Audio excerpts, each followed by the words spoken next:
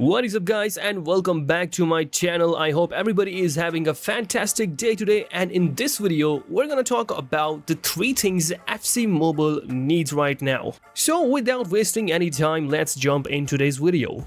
The first thing we need in FC Mobile right now is the market to be back on the home screen, because there is just no point in the badges section to be on the home screen because there is not much we can do with it. If you open the badges, what are you gonna do? You can't do anything unless you have reached the next level, and even after you reach the next level, it will be updated automatically, so you don't really have to do anything. But we know that the market is super important compared to the badges, and we are accessing the market almost all the time because whenever we want to check a player, we go to the market. Whenever we want to check a player's value or their prices, we go to the market. And if we want to do some business, we go to the market where we buy and sell players, we do the trades, and we make some coins. Most of the time we lose the coins, but anyway, the market is, I think, way more important compared to the badges in terms of accessibility. So I think it's a shame that we have to go through an additional layer to access the market, and the market should be back to its rightful place, and the badges section should be where the market is right now.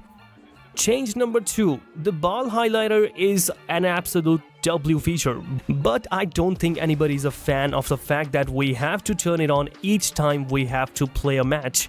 Whether you're playing head-to-head or versus attack, you have to manually turn this feature on each time you play a match. And it's a bit annoying that we have to do it again and again. In the head-to-head, I don't think it's that big of an issue because we do get plenty of time to turn this feature on.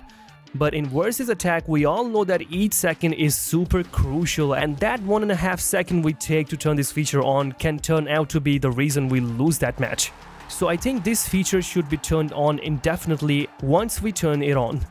Just like it happens with the camera angle setting, we don't have to adjust the camera angle each time we're playing a match. If we're playing with the camera angle 3, we don't have to change it from camera angle 1 to camera angle 3. It stays that way, and I think the same should be the case with the ball highlighter. Once we turn this feature on, it should stay on until we turn it off ourselves. Number 3. FC Mobile needs player instructions. I know that in the console, player instructions have been replaced with player roles, and to further fine-tune those roles, there are player focuses. But that is for the console. I don't think they can put so much stuff in the mobile that easily. So I think just having player instructions is going to be a really huge W for the game, and it is going to make the gameplay so much better.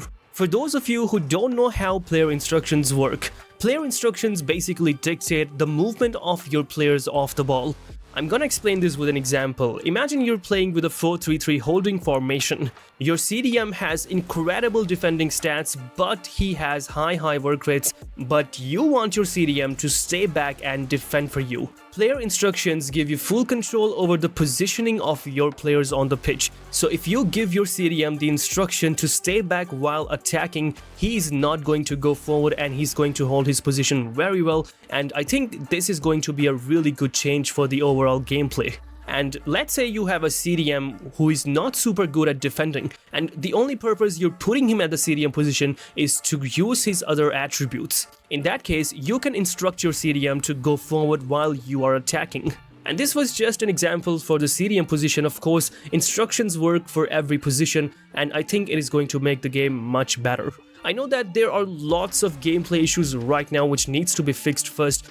Like, for example, if you are facing an attack and you are controlling a defender, even if you're dragging that defender back, he still goes forward, which makes no sense, and I'm surprised that they still haven't fixed it yet. And I was playing head-to-head yesterday, and it happened a lot with me, and I did concede a few goals because of that. And I think issues like that need to be fixed first, and then we can move forward with some additional features like player instructions.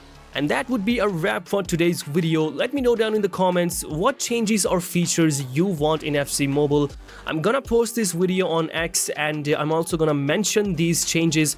If you have any suggestions, let me know so I can mention them in that post. And in case the developers bother to check that post, those changes might come in game as well. So don't forget to leave a like, subscribe to the channel, and I will see you guys in the next video.